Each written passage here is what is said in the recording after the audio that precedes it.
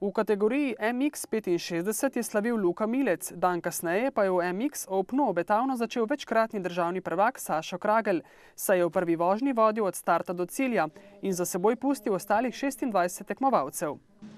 V redu, glede na razmere vremenske, ki so bile po noči, se je proga kar dobro zvozila, tako da imel sem dober štart in diktiral tempo ostalim tekmovalcem od štarta do cilja. Danes se kakšna mala napaka hitro pozna, kajti teren je moker in spolzek.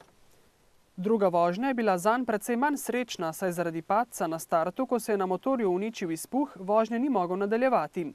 Tako je zmagal njegov večni tekmec Nenad Šipek z Hrvaške in se s seštevkom obeh voženj uvrstil na prvo mesto, Kragelj pa je bil 8. Sicer pa je, kot pravi predsednik brežiškega avtomoto društva, slovenski motokros na visoki ravni. Namreč danes poteka v Bolgariji MX3, to je svetovno prvenstvo, na katerem Slovenijo zastopata dva voznika. To je Klemen Gerčar, ki je že v današnji prvi vožnji osvojil prvo mesto, torej je zmagal, drugi je bil pa Irt Matevž. In to so rezultati, ki povedo vse, pravi Slopšek.